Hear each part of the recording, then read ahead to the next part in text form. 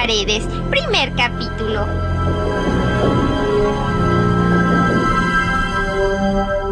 Adaptación del relato original de Howard Phillips Lovecraft.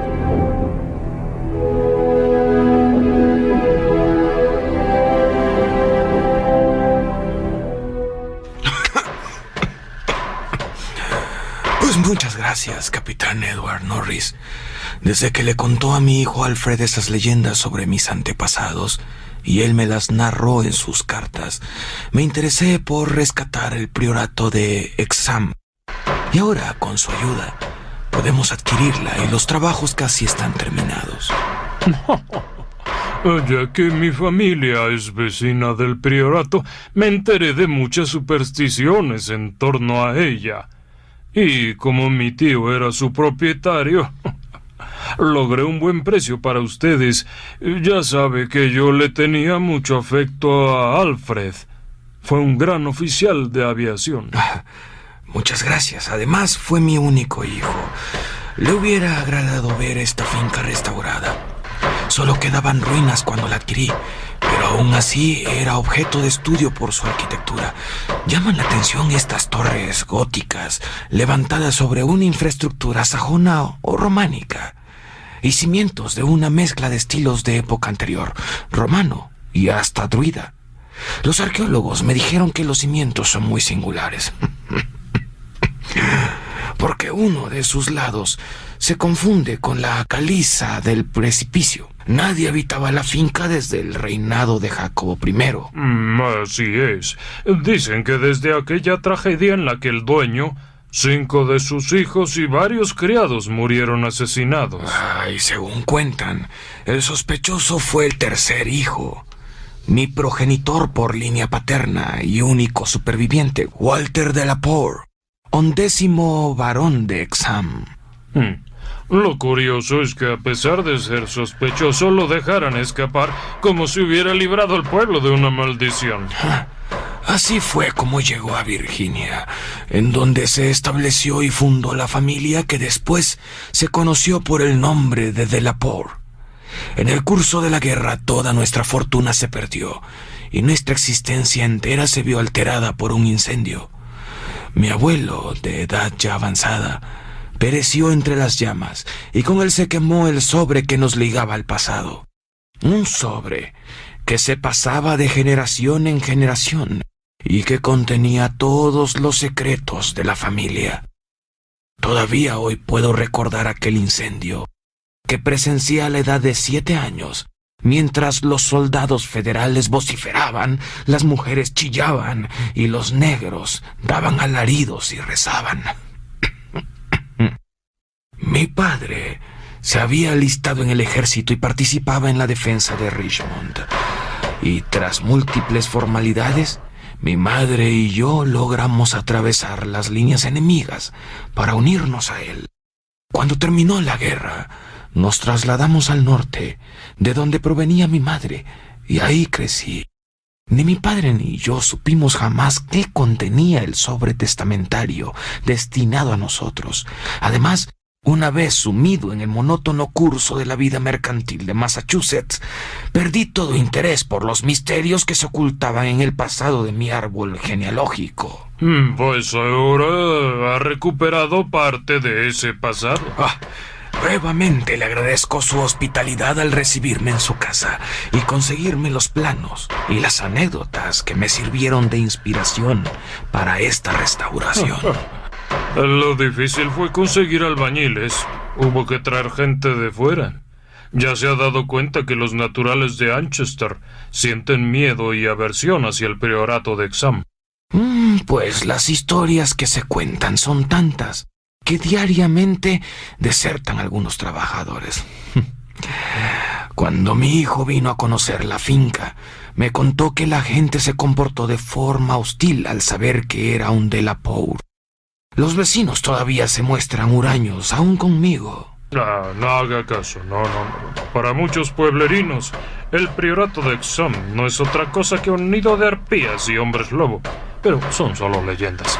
Después de usted.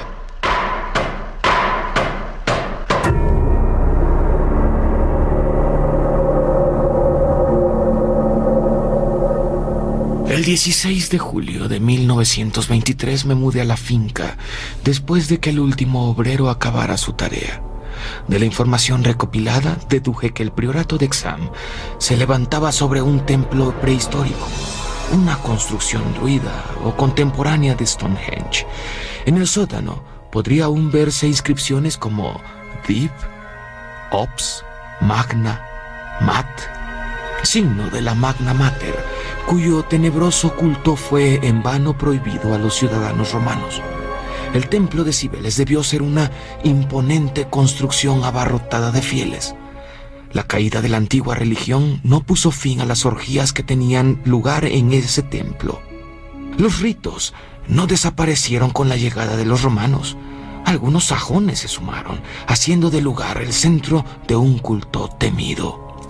Hacia el año 1000 después de Cristo, el lugar aparece mencionado en una crónica como un priorato, construido a base de piedra, en el que se albergaba una poderosa y extraña orden monástica, y rodeado de grandes jardines que no necesitaban de murallas para mantener alejado al atemorizado populacho. Jamás llegaron a destruirlo los daneses, pero debió caer, pues Enrique III otorgó la propiedad a mi antepasado, Gilbert de la Pau, primer barón de Exham, en 1261.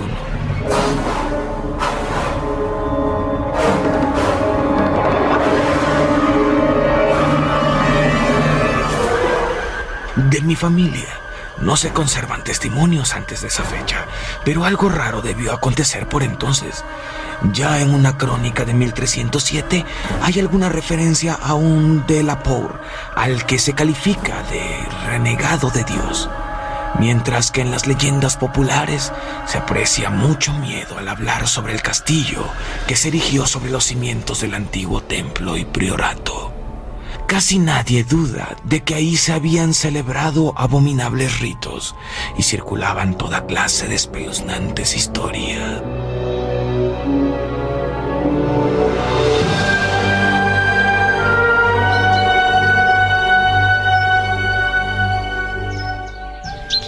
Me va a disculpar, señor, pero esta es la última vez que le traigo comida a sus trabajadores.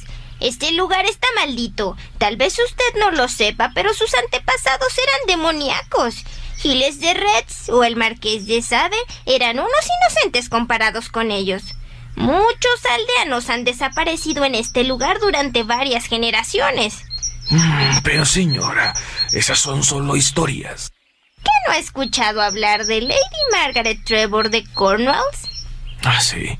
Según tengo entendido, era la esposa de Godfrey, el hijo segundo del quinto barón de los de la Pau. Pues su fantasma se sigue apareciendo. Ay, señora... ¿Y qué me dice de Lady Mary de la Pau? Poco después de casarse con el barón de Shrewsfield, murió asesinada por él y por su madre. Pero los asesinos fueron absueltos y bendecidos por el sacerdote al que confesaron aquello que no se atrevían a decir en público. Sus antepasados eran unos monstruos. ¿No ha escuchado los lamentos y los aullidos que recorren el valle? ¿No ha percibido el olor fétido que emana de las tumbas? ¿No le han contado del ser aullador y manco que el caballo de Sir John Clave pisó una noche en medio de un campo solitario? ¿No supo del criado que se volvió loco a causa de algo que vio en el priorato a plena luz del día? Señora, esos son mitos. Pero si usted cree que yo voy a Una legión de diablos con alas de vampiro se reúne todas las noches en el priorato para celebrar sus aquelarres. Seguramente se alimentan de verduras, pues en las huertas se cultivan en abundancia. Está bien, señora. Deje la comida de los albañiles y ya no regrese.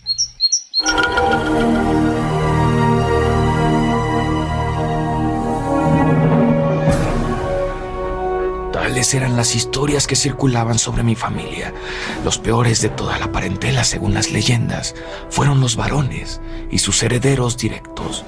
Pero si un heredero mostraba inclinaciones más saludables, fallecía a edad temprana y misteriosamente. Los de la Pau parecían profesar un culto propio, presidido por la cabeza de familia y a veces restringido a unos cuantos miembros de la misma. Sin embargo, el único escándalo que conocía de mis antepasados era el caso mismo de mi primo Randolph de la Pau de Carfax. que se fue a vivir con los negros y se hizo oficiante del rito vudú a su regreso de la Guerra de México. Pero los relatos sobre aldeanos desaparecidos no debían desecharse del todo, aun cuando no eran especialmente significativos a la vista de las prácticas medievales. La voraz curiosidad significaba la muerte, y más de una cercenada cabeza se había mostrado en público en los bastiones del priorato de Exam. La más gráfica de todas las historias que circulaban sobre el lugar era una que relataba la dramática epopeya de las ratas. Un ejército de alimañas que 3 meses después de la tragedia había surgido en tropel del interior del castillo, barriendo todo a su paso, devorando aves, gatos, perros, cerdos, ovejas y hasta 2 desventurados seres humanos. En torno a la plaga de roedores giraban varios mitos. Y aunque estas historias me acompañaban durante la restauración de mi ancestral solar, no debe creerse que tales historias constituían todo mi entorno psicológico. Por el contrario, contaba con el apoyo decidido y constante del capitán Norris y de los arqueólogos que me rodeaban y asistían en mi tarea. Las ratas de las paredes. Primer capítulo, Howard Phillips Lovecraft.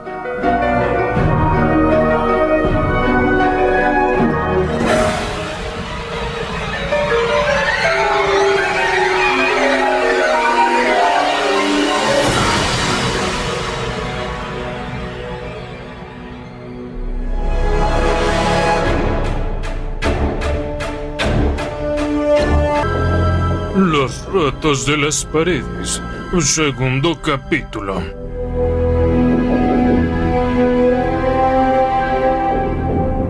Adaptación del relato original de Howard Phillips Lovecraft.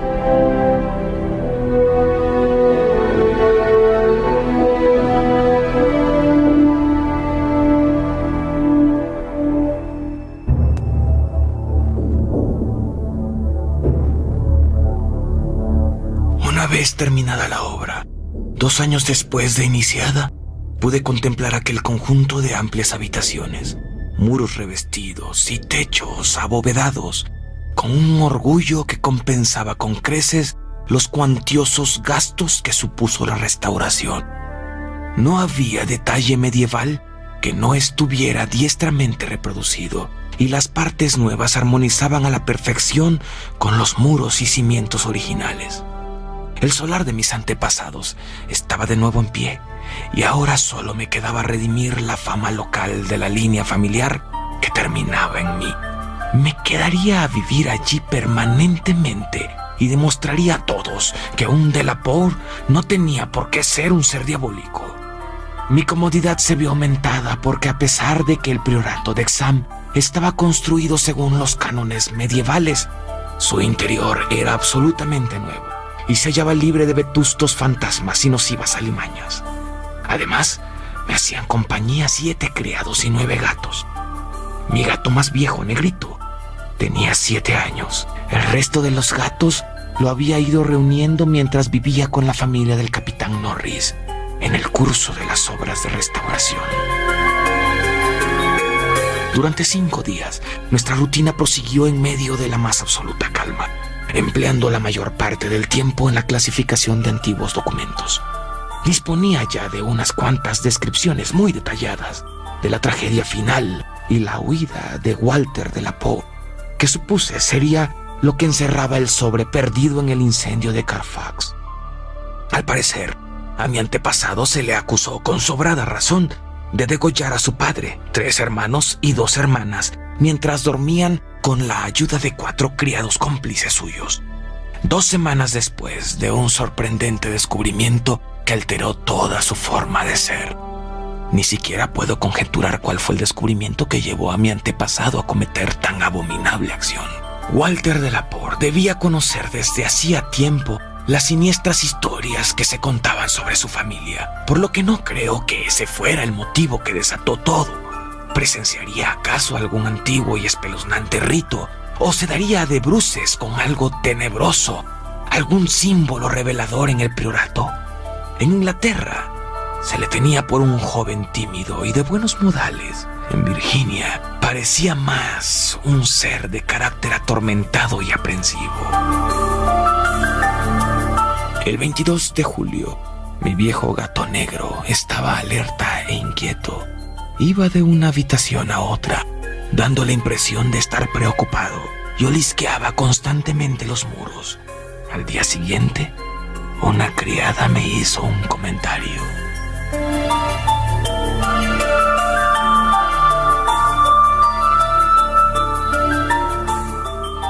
Señor Delaport, los gatos están muy inquietos.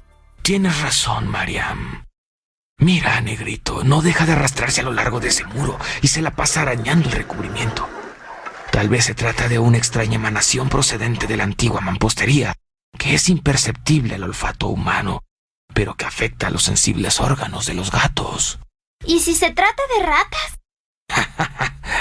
En este lugar no ha habido ratas durante 300 años y no se han visto merodeando por el campo. Pero bueno, consultaré al capitán Norris.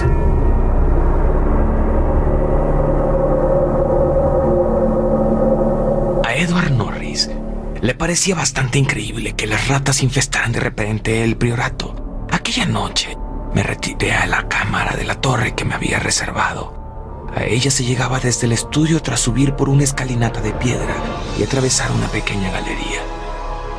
La estancia era circular, de techo muy alto y sin revestimiento alguno, si bien de la pared colgaban unos tapices que había comprado en Londres. Tras comprobar que Negrito se hallaba conmigo, cerré la pesada puerta gótica y me recogí a la luz de aquellas bombillas eléctricas. Al cabo de un rato, apagué la luz y me dejé hundir en la endoselada cama, con el gato en su habitual lugar a mis pies. No eché las cortinas, quedando mi mirada fija en la angosta ventana que daba al norte y que tenía justo enfrente de mí. Me quedé dormido hasta que el gato dio un brusco respingo. Tenía la cabeza levantada, las patas delanteras clavadas en mis tobillos y las traseras estiradas cuán largas eran. Miraba fijamente a un punto de la pared situado al oeste de la ventana. Mientras observaba, comprendí el motivo de la excitación de Negrito. Me pareció que se movieron ligeramente los tapices y oí un ruido, leve pero nítido, como de ratas escabulléndose precipitadamente. No había transcurrido un segundo cuando el gato se arrojó sobre el tapiz, haciéndolo caer al suelo y dejando al descubierto un antiguo y húmedo muro de piedra. Negrito recorrió de arriba abajo el suelo de aquella parte del muro, desgarrando el tapiz caído e intentando en ocasiones introducir sus garras entre el muro y la tarima del suelo. Pero no encontró nada y al cabo de un rato volvió muy fatigado a su habitual posición a mis pies. Yo no me había levantado de la cama, pero no volví a conciliar el sueño en toda la noche.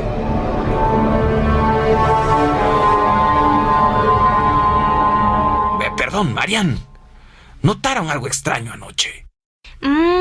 Solo que el gato que dormía en mi ventana se puso a maullar y luego se lanzó a toda velocidad por la puerta abierta escaleras abajo.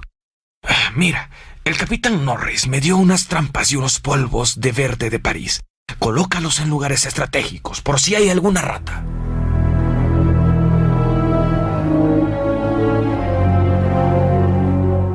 Esa noche fui pronto a la cama, pues tenía mucho sueño. Pero mientras dormía me asaltaron atroces pesadillas. En ellas miraba hacia abajo desde una impresionante altura, a una gruta débilmente iluminada, cuyo suelo estaba cubierto por una gruesa capa de estiércol. En el interior había un demonio porquerizo de canosa barba, que dirigía con su cayado un rebaño de bestias fungiformes y flácidas, cuya sola vista me produjo una indescriptible repugnancia. Luego, un impresionante enjambre de ratas llovió del cielo sobre el hediondo abismo y se puso a devorar a todos. Me desperté bruscamente, a causa de los movimientos de Negrito.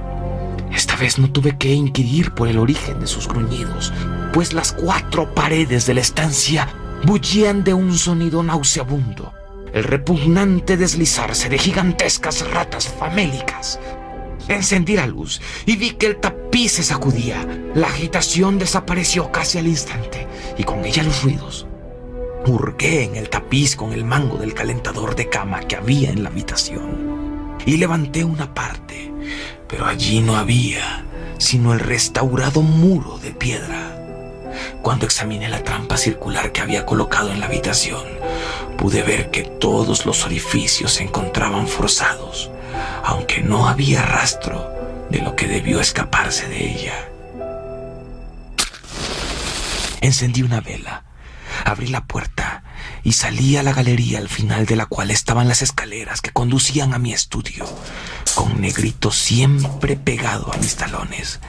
Antes de llegar a la escalinata de piedra, el gato salió disparado delante de mí y desapareció tras el antiguo tramo. Mientras bajaba las escaleras, llegaron de repente hasta mí los sonidos de las ratas.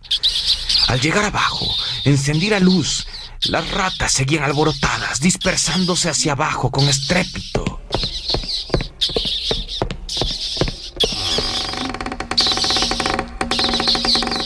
¿Está usted bien, señor? Sí, son ratas. Escuché el ruido. Pero ya cesó. Van hacia abajo. Venimos porque los gatos estaban muy inquietos y todos se detuvieron frente a la puerta del sótano. Revisé las ratoneras, todas saltaron, pero no atraparon nada. Luego bajaré al sótano para revisar. ¿Ustedes escucharon el sonido de las ratas? No, señor. Vaya, parece que solo los gatos y yo los escuchamos. Preparen nuevamente las trampas, vayan. Sí, señor.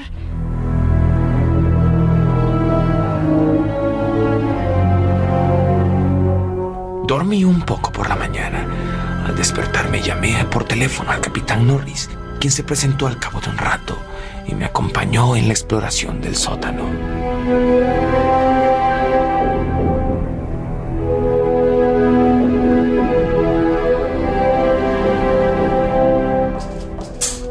Esta cripta es de los tiempos romanos. En las paredes hay muchas inscripciones. Por favor, acerque el farol para poder leerlas. Gete proptem le prac ponficiatis. Atis. Leía a Catulo y su descripción de terribles ritos dedicados a este dios oriental, que a veces se confunde con Cibeles. En estos bloques de piedra hay extraños dibujos, pero parecen difíciles de descifrar. Mire, capitán Norris, este dibujo de sol. Recuerde que los arqueólogos nos dijeron que su origen no era romano, sino más antiguo. Y estas manchas marrones. Este bloque de piedra parece haber estado en contacto con el fuego. Probablemente se trataba de ofrendas incineradas.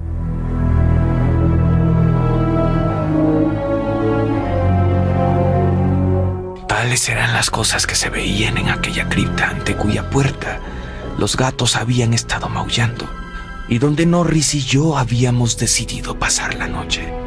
Los criados, a quienes se les advirtió que no se preocuparan por los movimientos de los gatos durante la noche, bajaron 2 sofás y Negrito fue admitido en calidad de ayuda a la vez que de compañía. Juzgamos oportuno cerrar herméticamente la gran puerta de roble y nos retiramos con los faroles aún encendidos a aguardar cuanto pudiera depararnos la noche.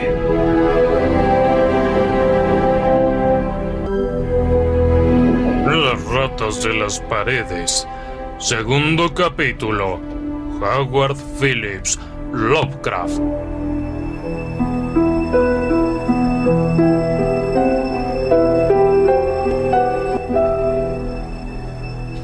En esta cripta hay celdas más antiguas, debajo de la capilla romana, pero están vacías. Debajo pueden ver nichos con huesos alineados, vean. Tienen inscripciones geométricas. Profesor, ¿en qué idioma están? Creo que sea latín o griego, y este otro está en lengua de Frigia.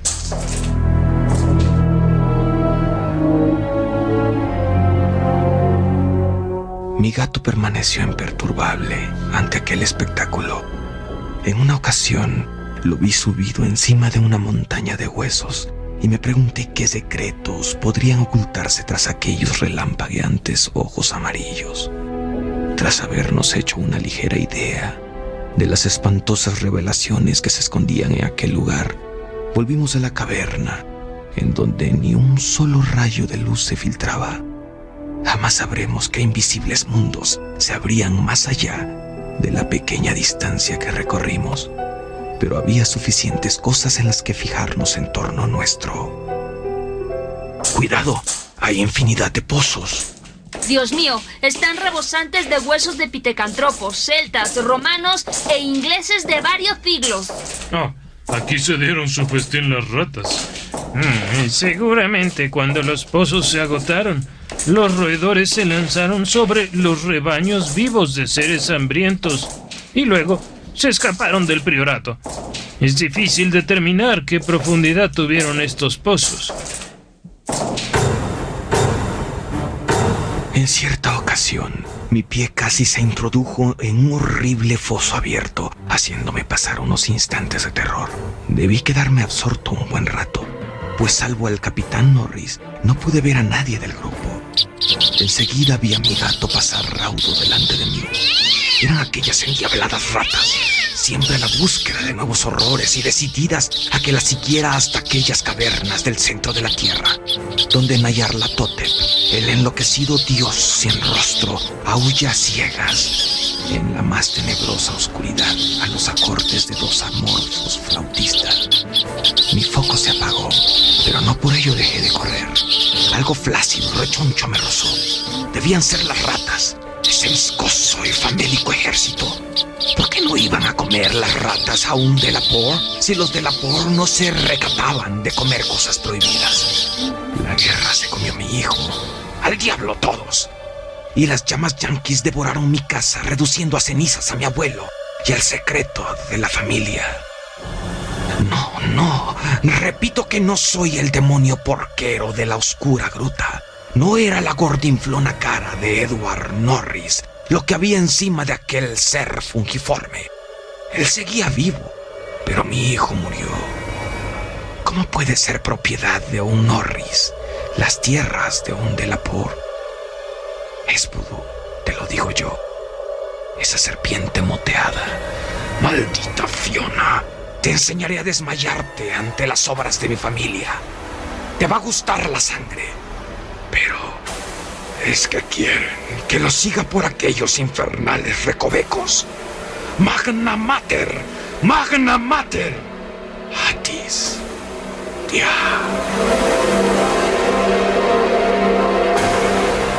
Estas cosas y otras, según cuentan, decía yo cuando me encontraron en medio de las tinieblas 3 horas después. Estaba agazapado en aquella tenebrosa oscuridad sobre el cuerpo rechoncho y a medio devorar del capitán Norris. Mientras tanto, Negrito se abalanzaba sobre mí y me desgarraba la garganta.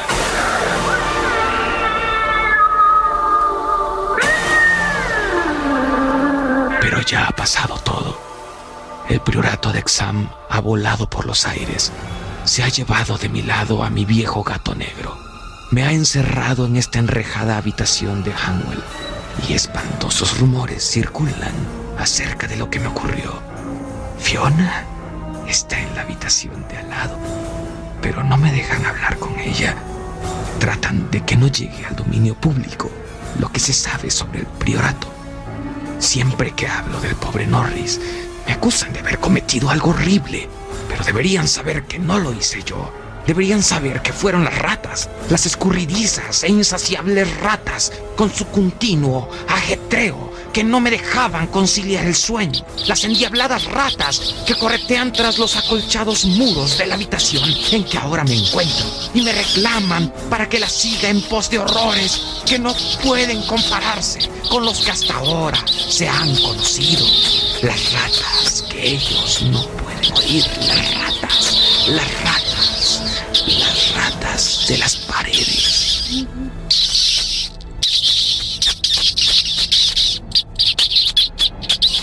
Las ratas de las paredes. Capítulo final. Howard Phillips Lovecraft.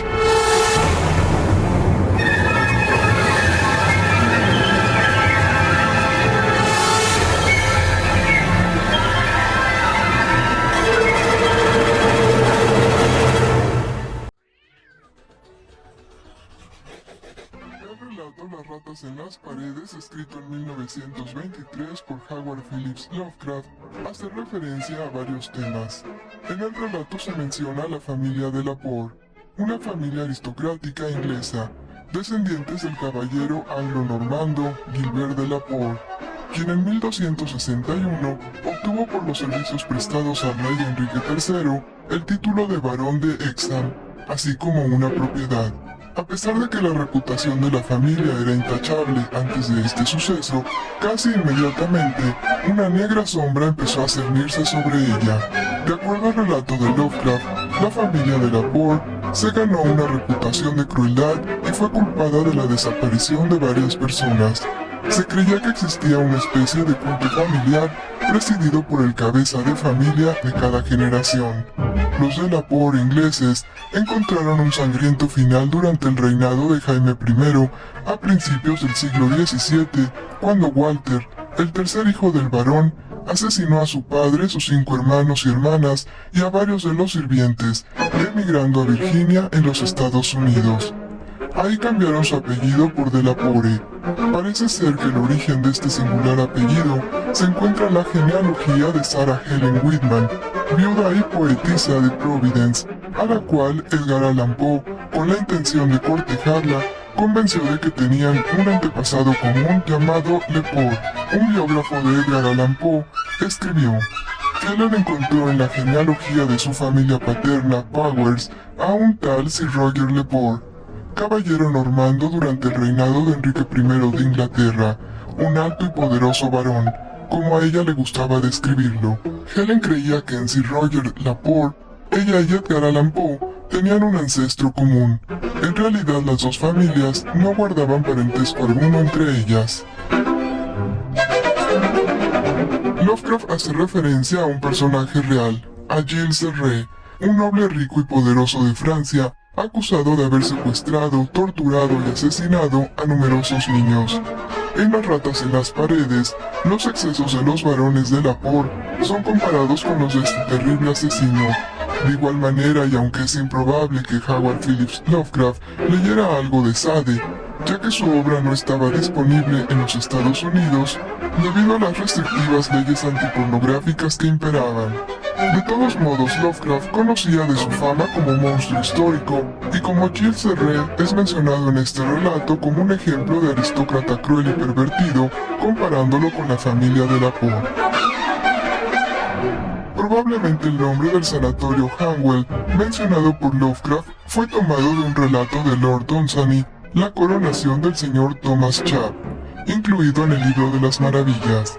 Hanwell es el antiguo nombre de una comunidad rural inglesa, hoy en día un suburbio en la parte oeste de Londres metropolitano.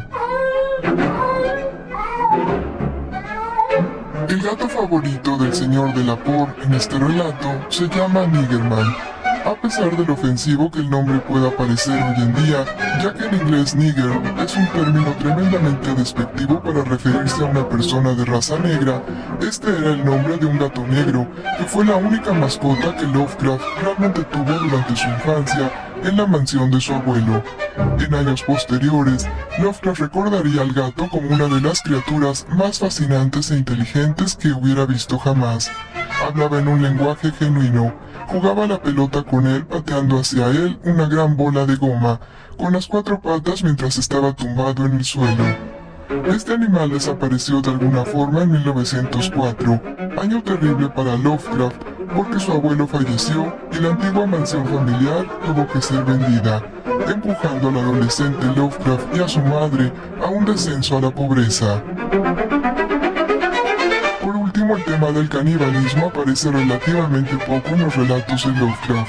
Una de sus menciones es en el anciano yankee devorador de carne humana del relato El grabado en la casa. Quizá el único relato de su obra que trata directamente esta materia. También algunos de los cadáveres revividos en Herbert West Reanimador se transforman en comedores de carne humana, y en las ratas en las paredes Walter Delaporte tiene un comportamiento muy sorprendente, respondiendo a un llamado de la sangre que corre por sus venas.